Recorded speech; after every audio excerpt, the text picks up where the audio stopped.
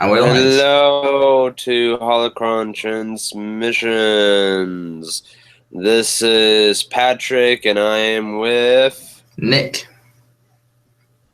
And today we're going to do the breakdown of Star Wars Rebels Season 3 Midway trailer.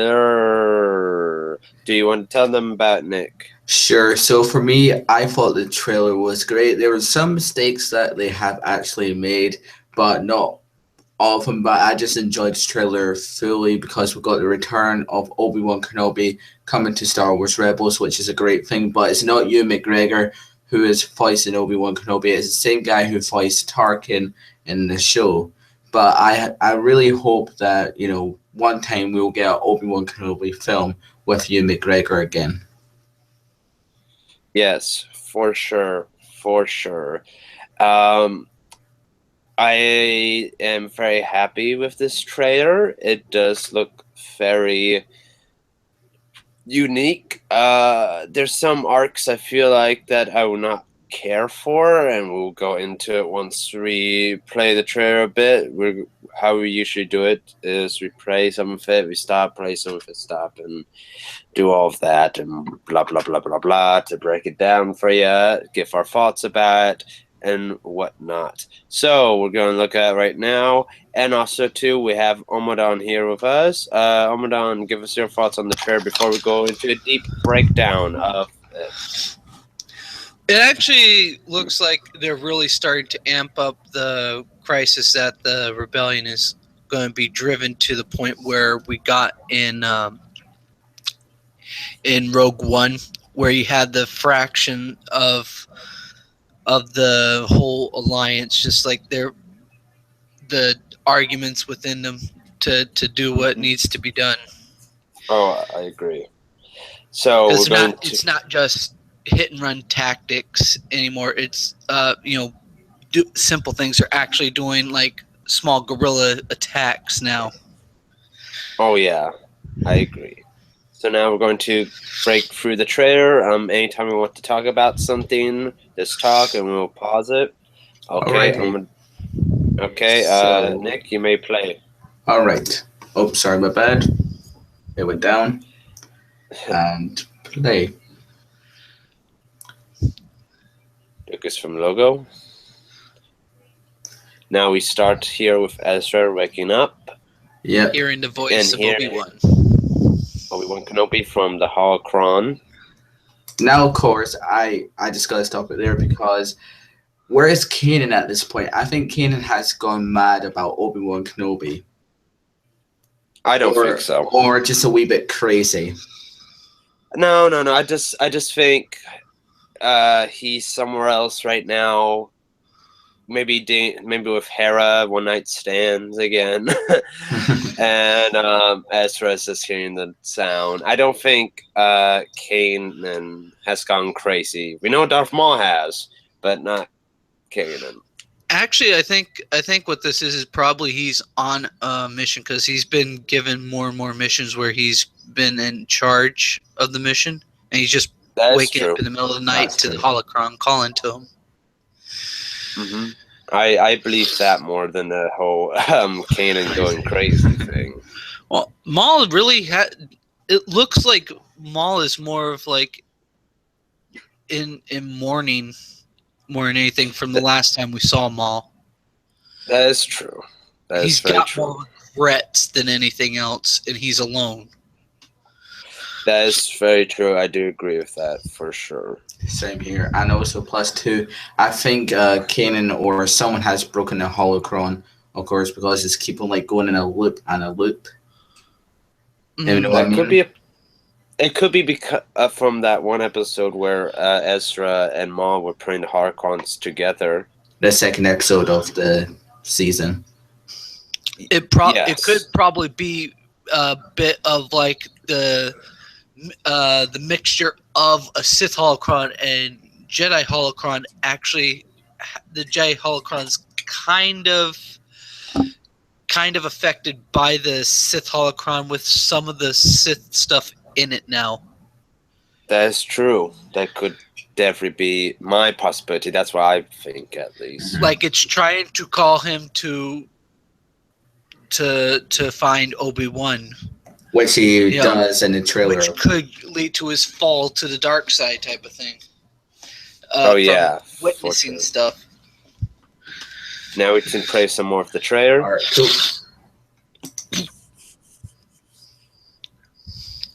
So we get his nightgown here. Then we hear Ian McGregor's voice as Obi-Wan once again. Space pajamas. I love the look. Let's just say on the model of Obi-Wan Kenobi there, it really is like a nice look for Ewan McGregor, because I think he looks very different from that once we get to the point where you see him. Oh yeah, for sure. He's almost at what we see in episode 4. You hope. Yes. Oh yeah, they did a good like midway type of look for Obi-Wan almost. Yeah, would agree there. Definitely. So now if we play some more, we get Star Destroyers now. We get a new TIE fighter. Yep. Some droids. New combatant droids. Geonosis once again. Yep. And let's not forget. Oh, right there. Yeah. Death Troopers. Yeah, the Shadow Troopers, as they're called. So it is confirmed for sure now, and this trailer has confirmed that Rogue One and Rebels are supposed to be connected in some different way for sure. Like they planned all of this already. Now it's interesting that we see the Death Troopers now with Thrawn, because I thought the Death Troopers were only meant for Krennic's character. Part. Well, I think not character. Like troopers, like guard troopers for an important higher up official. Okay. Kind of like a pseudo Imperial Guard. Yeah, okay, but what about why did we not? Well, I guess there's a good reason why we did not saw them in the original trilogy, because none of the Imperials were really high rank. Maybe these are people only meant for super high ranking officials. And the reason why, like say for example, we didn't. Oh, sorry, my bad. Sorry, let me finish. And the reason why we didn't saw them with Tarkin, for example, is because he had Darth Vader, so there was no need for the Death Troopers. Honestly, I think it's also more the fact of like Tarkin is the governor. Grand Moff is basically the governor of an entire section of the galaxy. He was the Outer Rim governor, and he has his own like guards and such. These are more of like guards for like militaristic important people that you don't want to get rid of. Like when it comes to Grand Admiral Thrawn, he's a Grand Admiral. It's like that is a very high fucking rank. Oh, sorry, a very high. That's okay. Rank in the Imperial galactic military machine. He doesn't just control fleet. He controls leagues of fleets. This is someone you don't want to be killed off, so you get the best of the best to guard him. Same with in a way, same with Krennic. Krennic is important because he's overseeing the super weapon of the Empire, the initial design of the. Meanwhile, they're building the bigger one that you see in Return of the Jedi, but this is the how do I put it? This is the initial one. He's overseeing everything. He needs to be guarded in case you don't want to lose the person who's overseeing all this stuff, because it's hard to replace people overseeing something that important. Of course. Now I want to get in. Oh, sorry. Sorry, you want to? But I want to get into the look of them in Rebels first, and because I do like the helmets, but I don't know. There's something off with their body model, or their chest armor doesn't look right, in my opinion. To me, it seems off. Do you guys see what I'm talking about? Mm-hmm. I think that more has to do with Krennic versus Thrawn. I think the reason they look different. I'm not talking about that. No. I'm not talking about that. I'm talking about the Death Troopers themselves. Yeah, the design. I'm talking about their armor design itself. I think what it comes to is also remember Krennic was overseeing advanced new military designs and such. That includes weapons and armor. These are an older one. Remember, this is taking place several years before Rogue One. No. Remember in the flashback that we got with Krennic and Gan and Urso, that was like 15-ish years before A New Hope, almost, or maybe 15-ish years or so, and they still look the same as they did. Who's to say where Thrawn has been in those 15 years? He's probably been fringe Outer Rim. He hasn't had like really anything to do with the military stuff. I just think the animation style and whatnot that they couldn't do it. But I just thought I'd point that out just because it seemed off to me. But we can play the trailer a bit, but I'm still very happy and very excited to see this. And hello to you, Matthew. Okay, let's continue. Also, I got one more thing as well. Can we see like a young Jyn Erso in Star Wars Rebels? Because at this point, maybe Saw Gerrera has taken Jyn away from her family and protecting her and training her. Oh yeah, I think we'll definitely see a long Jyn in Rebels, very much so, and we are all hype here as well, Matthew. We're very hype. Okay, let's continue with the trailer. And also, if we go back there, we see Tarkin with his shadow troopers as well. I don't think that's Tarkin. I think that is Tarkin because because you remember Tarkin wearing that helmet in the end of Rebels Season 1. But it's a very common command helmet, and I think that looks like that is actually A.K.A. Fulcrum. And remember, we know Grand Admiral Thrawn knows who he is. He's just trying to expose him. True. What better way than with the elites here, in case he fucks up, they can take him down. Oh yeah, definitely. But let's continue. So we have some destroyer droids, and we have Saw Gerrera back. Mm-hmm. Yeah, there's something to say. It's nice to see this period between the Clone Wars and Rogue One, and he still doesn't have he isn't the broken man he is in Rogue One yet. Because when you look at Rogue One, he's literally like a version of Vader in a way. A war hero who's basically his ideals are shattered and everything, as well as his body, and he's basically surviving on life support. Yeah, because you don't see the tube yet. You don't see the little thing around his neck for oxygen. Yeah, he's not missing a leg. He's not missing an arm. It's like he's not living in like an armor that's his tomb. So you're guessing then in this mid-season of Rebels we're going to see how he gets all that. And also how he goes crazy. And also how he goes crazy as well, because in Star Wars Rogue One, he's really crazy. Yeah, he's so far gone he can't be part of the rebellion. He's so focused on destroying the Empire. He's become the thing he fights against. He's an extremist. He's an extremist. He's basically an opposite version of Vader. Oh yes. We can continue with the trailer. All right, cool. We see more droids. We see Thrawn. We see Kallus, and talking about all of that. We get to see Lothal. Now, of course, Kallus is going to go to Lothal to probably hide from the Empire. Maybe he's been discovered or something like that. Well, he's always been on Lothal for a while. The last time we saw him was on Lothal. I think he's more likely just trying to escape to warn the rebels, or as we see here, look at what Ezra, the place that he's pretty much grown up in before joining the rebellion. Very true.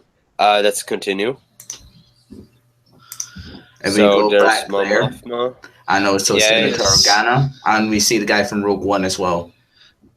Well, he's also too in he's also too in A New Hope. He's the general that we saw talking about how to attack the Death Star. I forgot the character's name. I think his name was General Nadine or something like that. That was No, that was Return of the Jedi. Sorry. We don't know for sure yet, but let's continue. Sure. Now, of course, ships. Yep, and we see the ship from Return of the Jedi and Empire Strikes Back, the Nebula, I believe it's called. Yes. So let's continue. Yeah, that's a Mon Calamari battle cruiser. Yep, and it's interesting. We think they should have chose a different-ish outfit, because this outfit that Mon Mothma is wearing is from Revenge of the Sith. And I'm not saying it's a bad thing, but I do feel like they could have did something a little different to make it look more closer to what we saw of her in Rogue One than Revenge of the Sith, if you get what I mean. I can see why they would be using this here, because this looks like she could be their ploy to get into things, because it's a senatorial outfit as opposed to what you see in Rogue One, which is more of like her everyday attire, which is a more usable attire than very proper senatorial things, which is something you do like for diplomatic missions or going to the Senate and such, which it would be a very poignant thing to wear here, to talk down to like subordinates and such, to get in past blockades and such, basically to get past that imperial entanglements. Okay, I get you, but she is supposed to look a little bit older looking. I don't think I don't know. She looks from Revenge of the Sith still, and I just feel like they could have done something a bit different. I mean, she looks older. If you look, she's got the wear under the but eyes. You know what I mean, though. But you know what I mean, though. Yeah. Okay, Matthew said to the guy who we're talking about. His name is General Doma or Dodama. So yeah. That's his name. Thank you, Matthew. So let's continue. And we also see our new character there as well. So it looks like he's part of something. I think we see him already. No, he would die in this season. He would die. Yeah. Let's continue. Y bombers. Yeah, we get lots of spaceship action here. I'm loving it. Tarkin. Yep, and his hologram. Yeah, let's continue. Captain Rex. Yeah. Thrawn again, TIE bombers, droids again on Geonosis, and then right there. Let's go back for a second. So Thrawn shooting a blaster one. I don't remember if Thrawn used a blaster in the Thrawn trilogy or not, but for his character, I really don't see him as a person that holds a blaster. Well, when you're looking at the Thrawn, sorry. Or well, at least like a stormtrooper blaster. To me, I feel like Thrawn would have his own personal gun that is more artsy looking. That's what I feel like. The thing is like when you're looking at the Grand Admiral Thrawn trilogy, you're also looking at a much older Thrawn. That's true, but who's not really having to be in like a real combat situation. More of like he's more of sit back. He's more of like trying to root out a rebellion, and this would be like an officer's pistol, and if you look at how he shoots, and later on, that's not a pistol. Remember the blaster that he's holding is a E11. E11s are not pistols. That's a blaster pistol. That's not a blaster pistol. It's a blaster. It's just a blaster rifle. Now, of course, if you see like the painting here, that's art from Ralph Lepori, like a sketch art, which he done back ages ago, which I really like how he brought that into Star Wars Rebels. Yeah, but I just brought up the whole. Sorry. I just brought up the whole gun thing just because I feel like Thrawn should have his own personalized blaster, in my opinion. I think he's more of like if you look at him, he's more of a military man. He likes to have the art around him to study his foes, but he doesn't keep it himself like an art piece, except for the fact of how he fights. Everything with him is precision and pinpoint. With like how he shoots somebody, he's calculating how he's going to do it. And later on, we're going to see him when hand-to-hand combat. Okay, Precision. Let's continue. Fighting. And then we see as her ship explodes. Yep. A phantom. Yep. And this is the stuff I rate give two shit. You can continue. Right. But this is the stuff I really give two shits about. I do not care for Sabine's arc here with the Death Watch or the Mandalorians. And also, we're seeing her mother in this episode as well. Yeah, I don't know. It's like they're trying to build up. I still like Sabine as a character, but for some reason, every time they're trying to build up her character arc or try and do this, I'm just not hyped for it. I'm not hyped for. I'm like, oh my god, she has the black saber. I don't care. I really don't care. Well, for her, this is basically her. No, I understand. No, I'm not trying to say it's a bad thing. If they do it right, I'm going to like it. But for me personally, it's not what you're looking for. Yeah, I just don't care. They did not get enough character from it for her to make me care for her to this point. You know something I would think would be kind of interesting to do is if her father is dead and it's just her mother still around. They could most likely do that. They most likely would do that. How fucked would it be if her mother is sort of taking like homages, sort of in dealings with Boba Fett, and kind of sort of uses him as like a pseudo son, where her daughter no longer is in her life. That would be kind of interesting. Kind of interesting, but I feel like there will be some fan backlash here and there because you have to keep Boba Fett a mystery. Well, we haven't seen him grow up. He probably would grow up under Mandalorian tutelage. Maybe, but I don't really see that. I really see Boba Fett growing up on his own with a rag team of thugs and whatnot. Bounty hunters, he has bounty hunters. He has, and the way I see it is with the bounty hunters, it's more of he knows to keep people at arm's length, but at the same time learning tactics, which is something he really did not have in Clone Wars because he's still like green under the gills. Experienced Mandalorian warriors would teach that to him. Yeah, and Matthew says, I thought we were going to get Bo-Katan or Bo-Katan. Bo-Katan. K.A. Bo-Katan in this.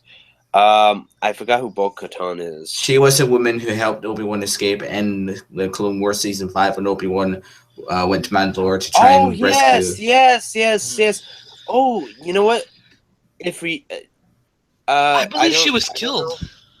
No, she was not. She was not killed. She was not killed at all. So if she does appear in Rebels Season 3 mid-end, that would be very interesting indeed. And it would be fun. I just think it would be kind of nice if she kept in contact with Obi-Wan throughout the years, and that's a reason why Obi-Wan has not went insane yet by himself. What if she's sort of the senatorial face of the new Mandalore? That could be a little bit interesting. And she could be part of the rebellion. See, this is what I mean. This stuff is interesting, but the thing is, though, I'd like to learn more about that, but with this, they're just going to focus more on Sabine, and I just don't think her arc is going to be that great enough to make me go, yeah, it needs to be this important thing in the trailer, you know? Mm-hmm.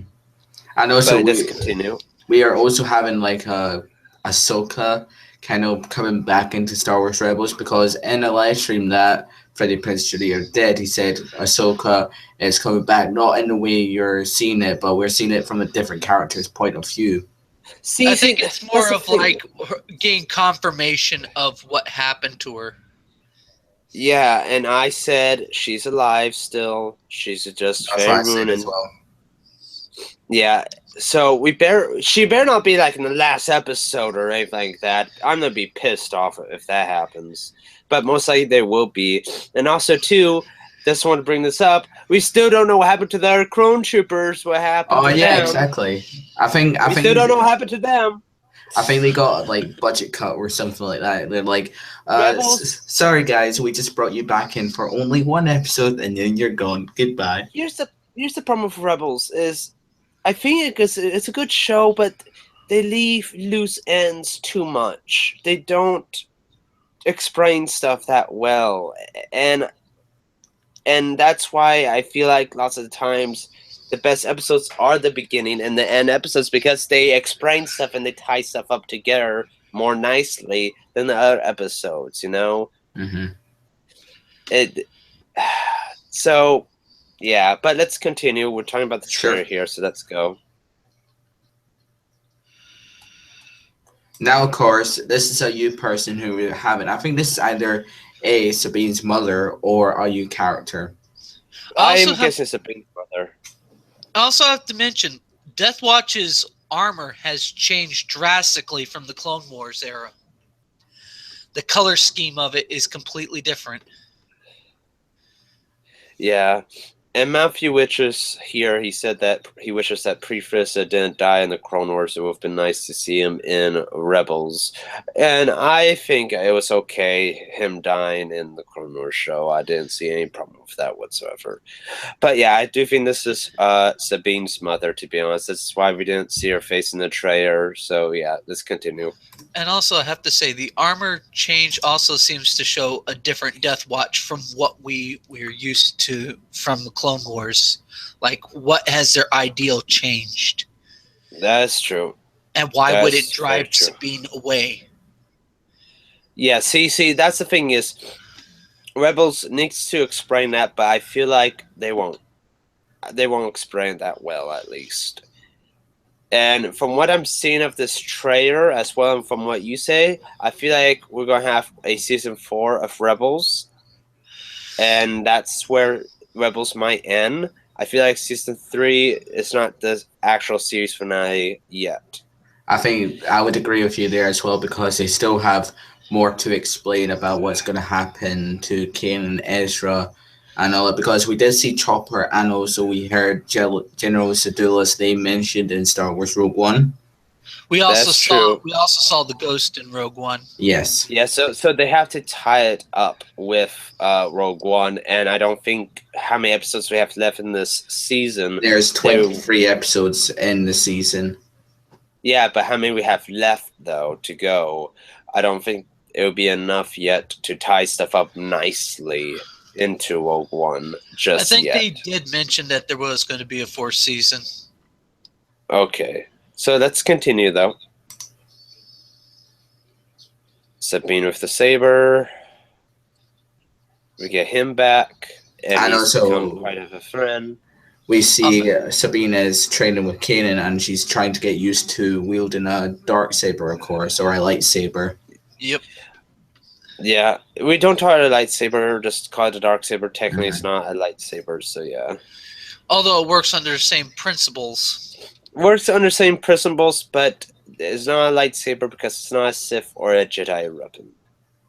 No, it is a Sith weapon, the dark saber, but it's supposed to also have like a stronger core to it than a lightsaber does. Let's continue. All right, cool.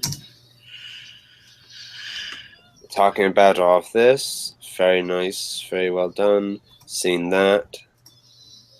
Seeing her think unconventionally. Now, this is Tatooine, what Ezra is here. We see Ezra in his A-Wing, and then we see Tatooine, which is just amazing. Yeah. Yep. Very well done. And I think that's Ezra walking in the sand, of course, in the sandstorm. I don't know for sure, but we was. Or it might be Maul. It might be Maul. Yeah, I think I see a cane in the left arm side. Matthew says he hates the way the Mandalorians look in Rebels. I think they look fine. The what look in Rebels? The Mandalorians. We gotta realize it's also a different time period. The Mandalorians don't have a lot of the funds for their weaponry and such that they used to, except for the ones that are part of the Empire. Very true. And I think the way that Obi-Wan and Darth Maul fight is going to work is going to be like the Old Wounds comic, if you guys have ever read that. The which comic? Or Old Wounds. The way I see it is, you guys got to realize, it's like the Mandalorians are on their way out. They're being stomped out. The Empire is systematically stomping them out of existence. And since the Mandalorians constantly bickered amongst themselves for generations upon generations with infighting, and when they did become more diplomatic, they tried to leave their whole warring past behind, which caused fractures inside their own. It's like I look at it as like they're like a Roman society. There comes a point when it breaks itself down from the inside. And that's what this is like, the last gasp. Now you could look at, like, if you remember Star Wars Legends canon, that Boba Fett eventually took on the mantle of Mandalore and created his own clones of himself that varied slightly to create a new Mandalorian tribe. Army or tribe. Yeah. Yeah, but that doesn't count anymore, and I'm kind of happy that doesn't count anymore. I like how they're doing it in Clone Wars and Rebels, personally, myself. Now, what do you guys think of the layout for Tatooine? It looks like Tatooine. That's all I have to say. It's nothing special. It's nothing special. There's nothing really to say yet. So it's just sand. Yeah, let's continue. It's coarse and it gets everywhere. And now, here is probably one of the big changes to the Empire we get to see. I think this is probably going to be the 501st Legion trying to stop the rebels on Geonosis. I don't know. I can say that for sure. I think this is a trooper designed to prevent the catastrophe of the brainworms. Okay, no. I know what you're talking about with Old Runes. Thank you. Yes, it's the comic where they show Darth Maul fighting Obi-Wan Kenobi. Yeah. Yes, I read that comic. Yes. Thank you for reminding me. So I think that's how the Obi-Wan fight will work in Star Wars Rebels. I don't think so. From what we're going to see in the trailer here, I don't think so. I'll explain why, but let's continue. Looking at this trooper, I think this is it's interesting to look at the design of that helmet and suit. It looks like it's designed to specifically prevent troopers from taking the helmet off in any situation. It's giving them a rebreathing apparatus and everything to keep them cooled inside it so they never take it off and have an incident like happened in Clone Wars with the slugs. It's very true. And now here we see some more spaceship fighting. So it looks like there's going to be a lot of spaceships fights in the season. Yes. Oh, yeah, for sure. And I love that. Let's continue. Lots of great stuff there. Sabine again. More Mandalorian stuff. And Chopper's going crazy. Yeah, Chopper's going crazy. Don't care. Overload. It looks like someone stuck the holocron inside Chopper. Yeah, it does. It does look like that. And we get to see these new droids again, which I don't know who this is episode 14, where basically Seb and Chopper find this droid and they take it back to base. And basically this droid is meant to destroy the rebels. I see. I don't think they will. Somehow I feel this droid is that they used the designs of Grievous's droids to create a better combatant droid. Yeah, it looks like it for sure. I would agree there as well. All right, and let's continue. Seb again. We get to see Fran's workout. Yes. Yeah, Fran's workout with those abs and thighs. like I said, you watch him fight. It's precision fighting. Mm-hmm. And this very much is a testament to Thrawn. He keeps not only his mind sharp, but his body sharp to react with his mind. Oh, very true. Very true. It says it's a testament to paying very good homage to the way Thrawn is, and it's so well done. And also in the background, we get to see like his training gear and all that stuff. Not only that, I think that those are sort of like in a way trophies of respected opponents that he's taken down. Kind of like also like he would have that kind of homage to General Grievous type of thought process. Yeah, I was about to say General Grievous of the lightsaber collection and whatnot. Yes. Let's continue, but can't wait to see this. Now, of course, I don't know where they are, but they're getting chased by the TIE Defender, of course, and I think they're either A, in the nebula, or B, I think Seb goes back to his people and try and get them to join the side of the rebellion. Or they're fighting close to the surface of a star. True. That could be true. I believe that a little bit more. But we don't know for sure. But it does look very cool. I do think so. And we see Rex shooting down some TIE fighters. Yep. More spaceship battle fighting, more fighting and there. Now, this bit got my attention. Why? Because I think Seb is going to die. Nope. He's going to be saved. He's going to be saved. Because if he's going to die, they would have not showed this. He's going to be safe. You're going to be 1% wrong on that one. Honestly, I think this is something that's going to happen closer to the end with Zeb, but I do think there's going to be a death because I don't think the death that's going to happen is going to be with Kanan. It's not going to be. But here's what I'm saying is what we're going to see is.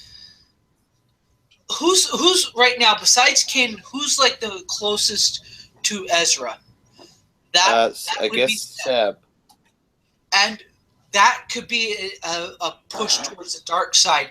And what would be more poignant to see before within the finale of the show is Ezra's been turned into an Inquisitor, and what better thing to like bring Vader to do something horrible, like have him kill his own master. I think you guys are overblowing it. At first, I thought they might put Ezra to the dark side, but at this point, there's no way he's going to go to the dark side at this point. Well, I just don't see it anymore. You never know. Remember the phrase about the dark side. Yes, I know. It's just how they portray Ezra right now and how I'm seeing the trailer and all of that. He's not going to do that. He's not going to turn to the dark side. He might have some dark intentions, but it's never going to be like that yet until they prove to me otherwise. Here's the thing. Everybody has even the smallest amounts of dark intentions. If I agree. They can grow. And honestly, I know. Things that fed upon. And what more to really cement those darker emotions of Ezra than to actually see someone who is his family die before his eyes, and what more to make him want to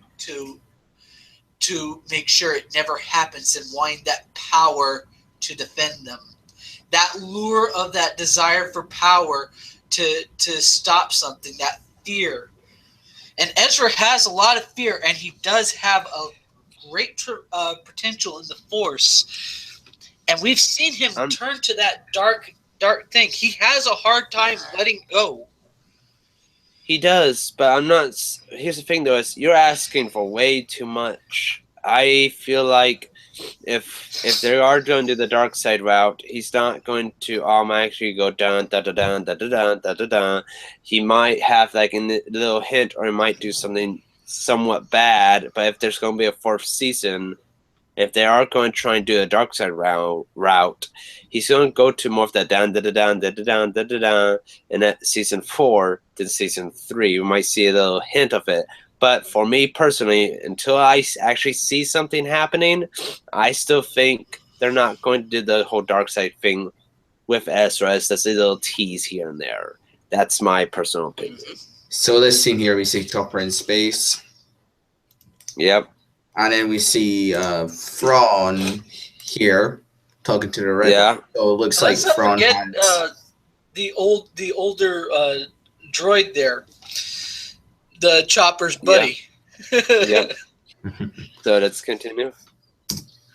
Sabine's with Ezra's lightsaber. Yep. Don't care. Spaceship battles are great. Now, of course, loving this. Hold on. Hey, go back. Like, play that right there.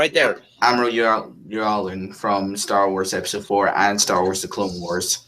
Is it me or does this look like not this that is a one? image? No, with Hera. Go back to Hera.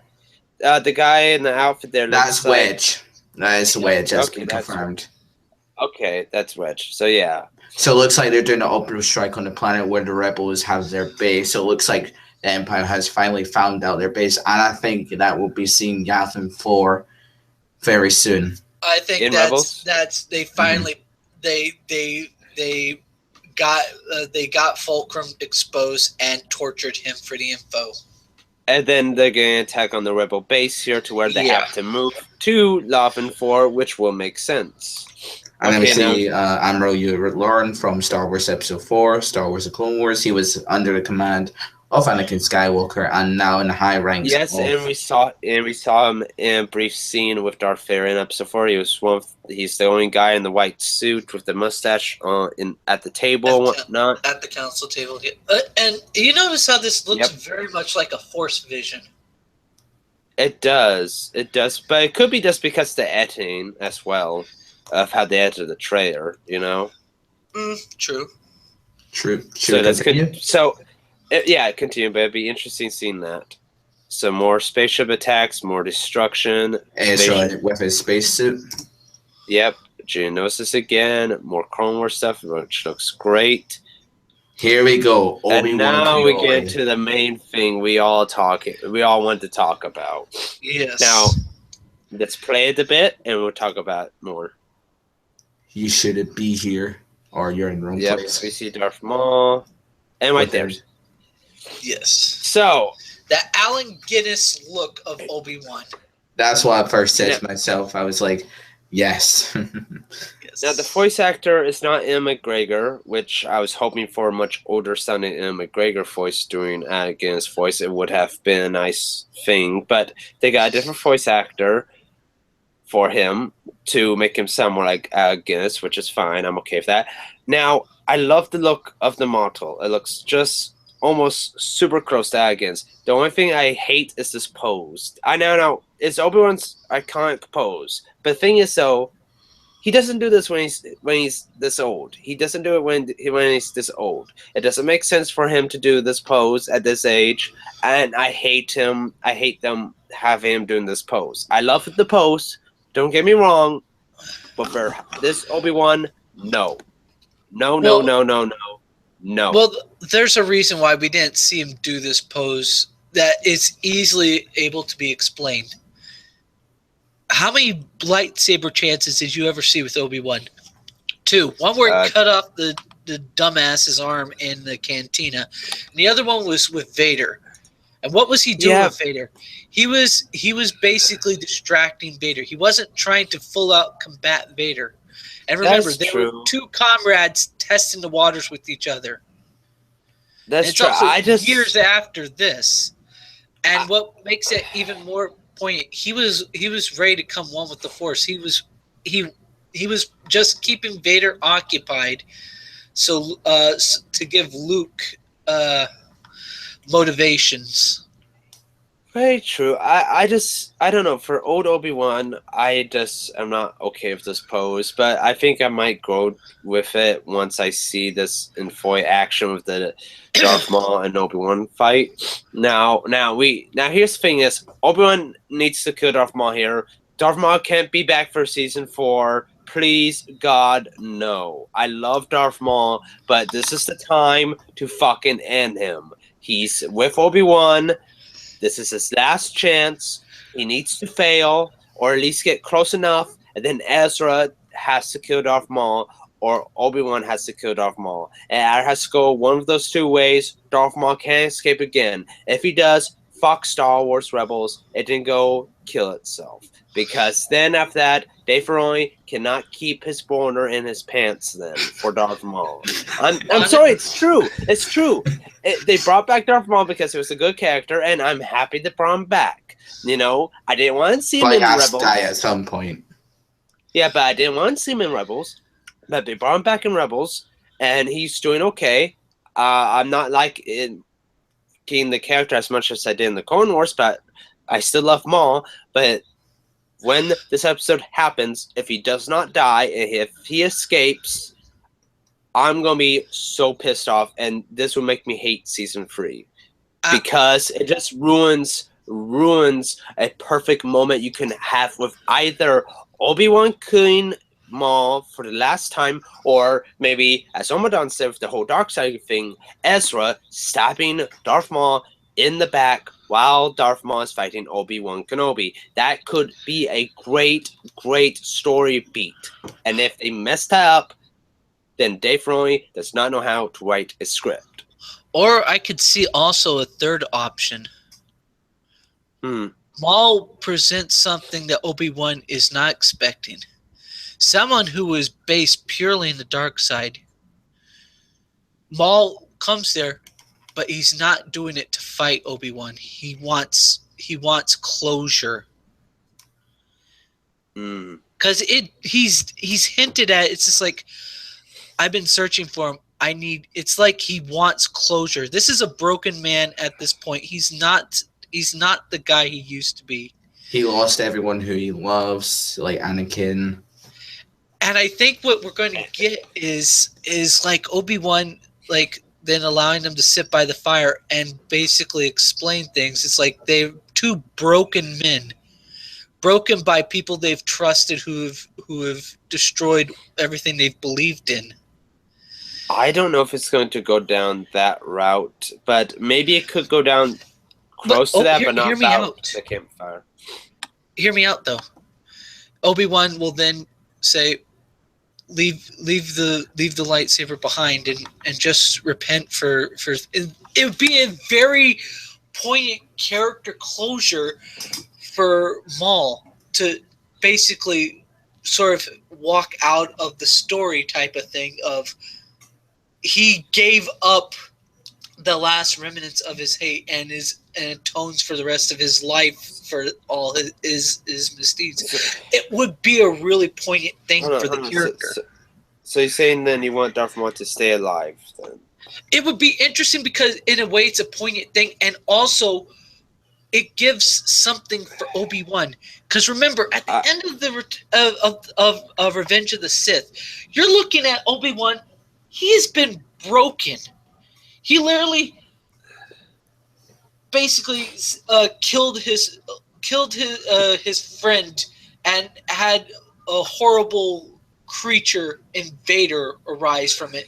He watched everybody he's known and cared about die before him. And someone who actually was involved in a process which ended up killing off the woman that he actually had feelings for, the Mandalorian woman that he had feelings for in Clone Wars.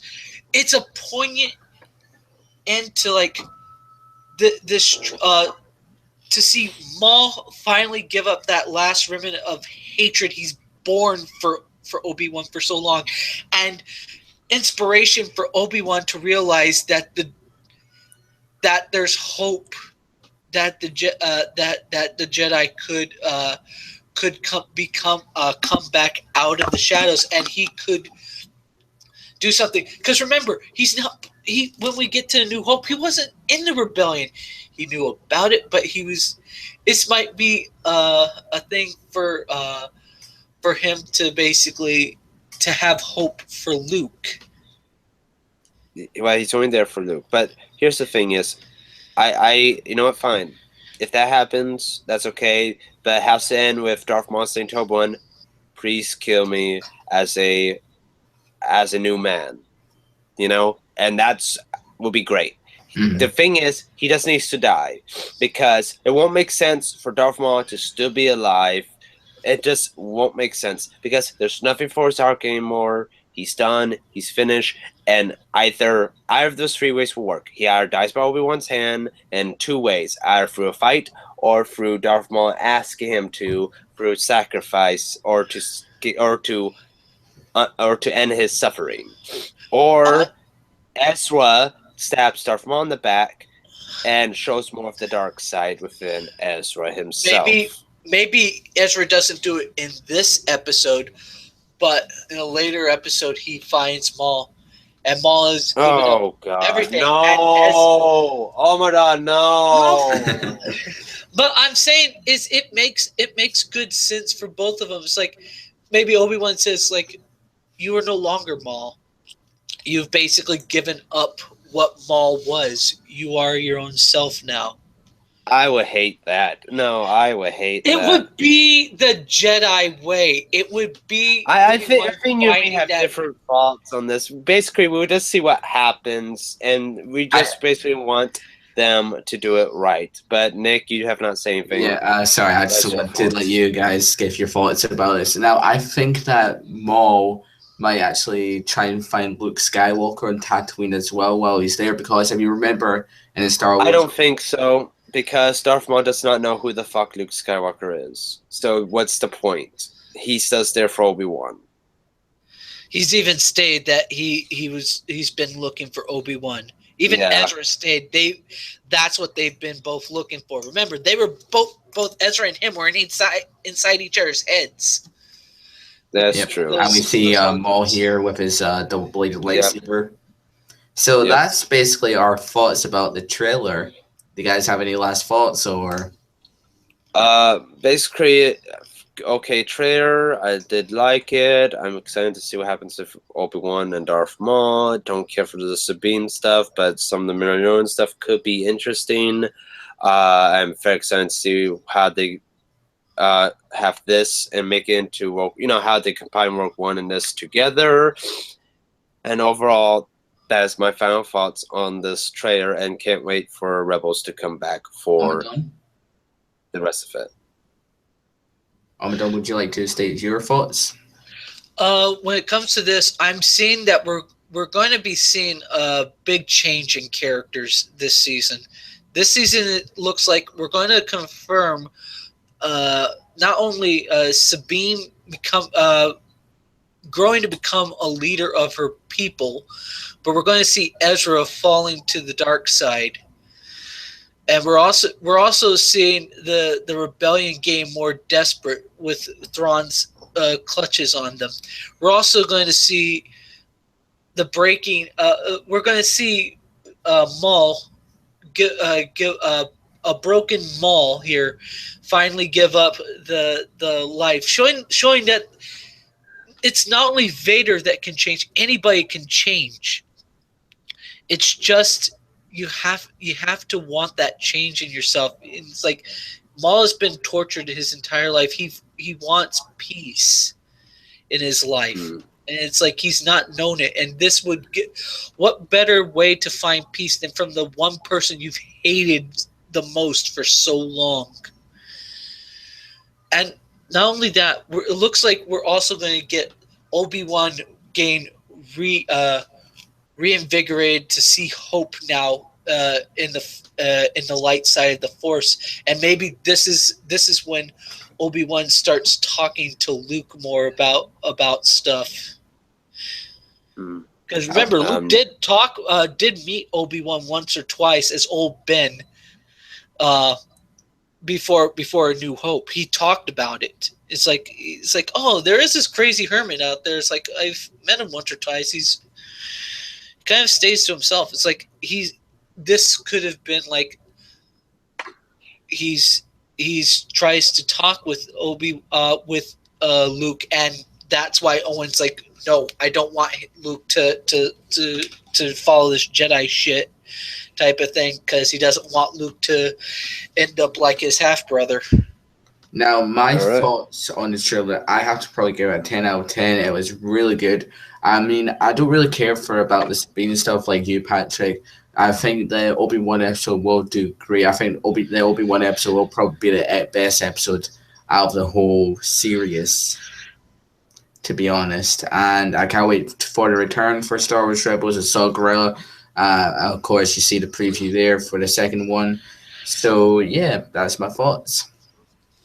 All right.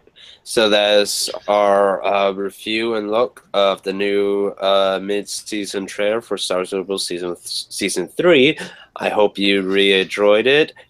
Please give a like and comment down below on what you guys think of the trailer and whatnot, and give us your thoughts and all of that, and subscribe to Star Wars. No, not Star Wars. But you can if you want. But subscribe to Holocron Transmissions if you want to see more of our thoughts and more news and such on Star Wars Rebels and much, much more of Star Wars itself. So don't forget, guys, may the Force be with you always.